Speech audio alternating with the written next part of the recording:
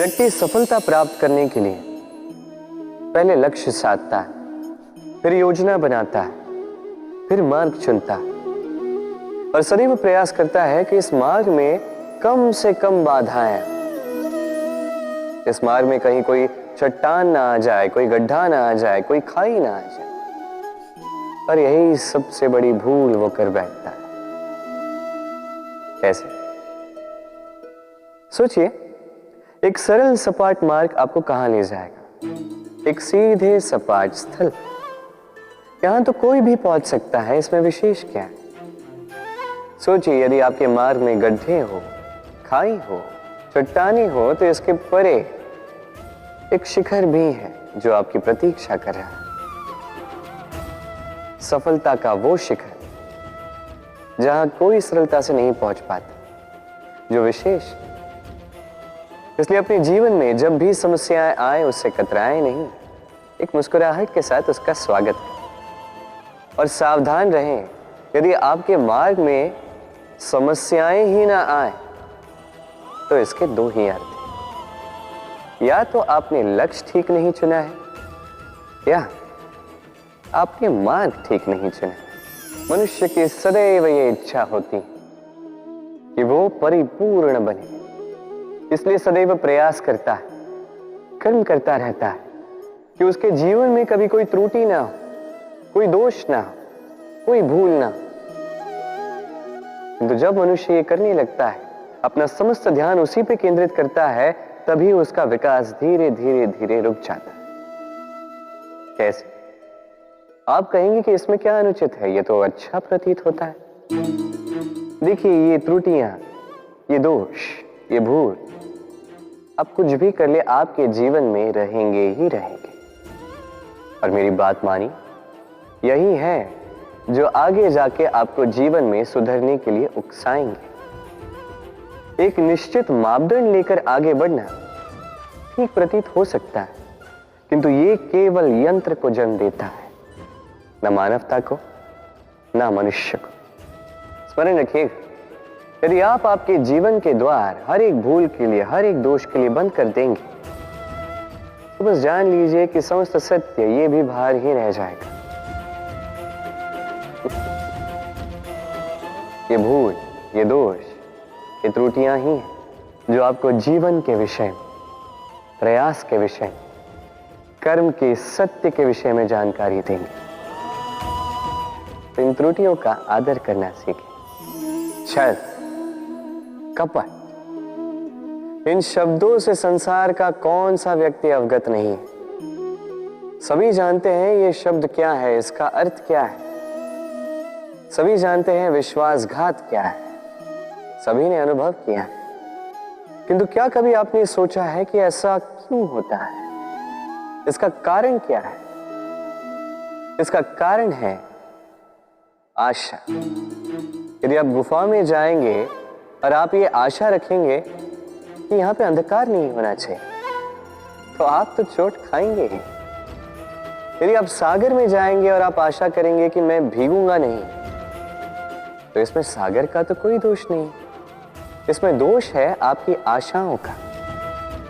एक महत्वपूर्ण बात स्मरण रखिए, मनुष्य मनुष्य को नहीं छलता, मनुष्य को छलती हैं उसकी आशाएं जो वो अनुचित पात्रों से रखते हैं।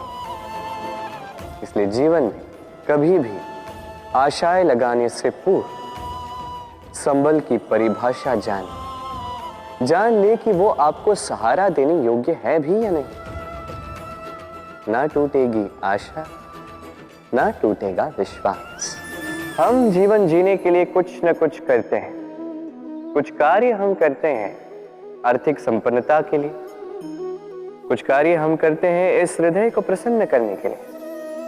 किंतु हम में से अधिकतर लोग ये सोच सोच के चिंता में रहते हैं कि जो कार्य हमने सोचा था वो वैसा नहीं हुआ, या ये कार्य पूर्ण नहीं हुआ, या काम की अधिकता को देखकर चिंता में आ जाते हैं। अब ये चिंता जो है, ये दुख को आमंत्रित करती है, और ये दुख पल पल हमें मार देता है। तो सोचिए, क्या ये सच है क्या काम की अधिकता हमें सच में मार देती है? कदापि नहीं। समझिए एक महत्वपूर्ण बात, आज तक इस संसार में जितने भी महापुरुष आए उनके पास भी उतना ही समय था जितना आज आपके पास है। उतनी ही घड़ियां थी, उतने ही पहर थे। अंतर बस इतना कि उन्होंने चिंता में समय नष्ट नहीं किया, उन्होंने योजना बनाई, उसे कार्यान्वित किया और जीवन में महान से महान कार्य किए, जिसके कारण आज भी हम उन महापुरुषों को स्मरण करते हैं। एक महत्वपूर्ण बात स्मरण रखिएगा, काम की अधिकता हमें नहीं मारती, काम की चिंता हमें मारती है। तो इस चिंता को कहीं त्याग दीजिए और निरंतर प्रयास कीजिए, योजनाबद्ध बन जाइए और जीवन में केवल आगे बढ़िए। आनंद ही आनंद होगा।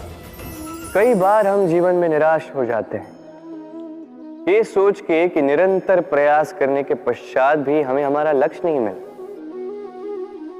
हम समझ नहीं पाते हो क्या रहा है। कई बार ऐसा लगता है कि वो लक्ष्य जो हम चाहते हैं, वो स्वप्न जो हमने देखा, जिसके लिए हमने निरंतर प्रयास किए, हम कदाचित उसके योग्य ही नहीं। वो लक्ष्य ही हमारे लिए ठीक नहीं है। हमारा मनोबल टूट जाता है और ये अत्यंत कठिन परिस्थिति होती। अब ऐसे में किया क्या जाए, आपको समझाता हूं एक उदाहरण द्वारा। कभी किसी वृक्ष को देखिए, वो भी अनेक कठिनाइयों का सामना करता है, जैसे पतझड़। पतझड़ के आते ही वृक्ष हार नहीं मानता, अपने पत्तों को, अपने पुष्पों को बदल देता है, किंतु जड़ों को नहीं बदलता।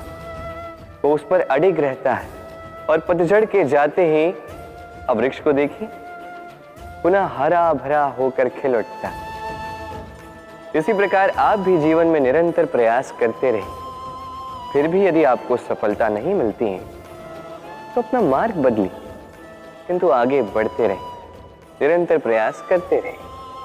किसी न किसी मार्ग से कहीं ना कहीं से आप पहुंचोगे तो आप जानोगे कि आपकी सफलता आप ही की प्रतीक्षा कर रही है। आपने मनु के विषय में तो सुना ही होगा, उसे एक अवसर दिया गया, या तो वो अपने पतवार की रक्षा करे या इस सृष्टि को आने वाले प्रलय से बचाने के लिए नौका का निर्माण करे।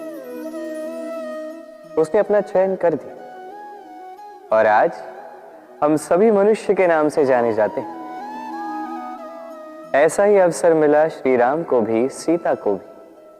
उन्होंने भावनाओं से ऊपर उठकर इस संसार के समक्ष उत्तम उदाहरण प्रस्तुत किया। ऐसा ही अवसर मिला रावण को भी, ऐसा ही अवसर मिला कंस को भी। एक अवसर अनुचित मार्ग को त्याग कर उचित मार्ग पर आने। उन्होंने इस अवसर को त्याग दिया और उन्हें इस संसार को छोड़कर जाना पड़ा। एक अत्यंत महत्वपूर्ण बात स्मरण रखिए, अवसर, ये शब्द जितना छोटा है, ये जीवन में आता भी उतने कम समय के लिए। अब इस अवसर का आप क्या करते हैं? इसका लाभ उठाकर अपने नाम को प्रकाशित करते हैं, इस संसार में, इतिहास में स्वयं को अमर करते हैं, या असफलता का उदाहरण बनते हैं? निर्णय आपका। स्वप्न, स्वप्न ये शब्द हमारे जीवन में कितना महत्वपूर्ण है। कुछ स्वप्न ऐसे होते हैं जो हम रात्रि की मीठी निद्रा में देखते हैं, तो कुछ स्वप्न हम खुली आंखों से देखते हैं। कुछ स्वप्न हमें मीठी नींद देते हैं तो कुछ हमें सोने ही नहीं देते। अब खुली आंखों से देखे जाने वाली ये स्वप्न छोटे हो सकते हैं या बड़े, किंतु इससे जुड़ी होती है सफलता।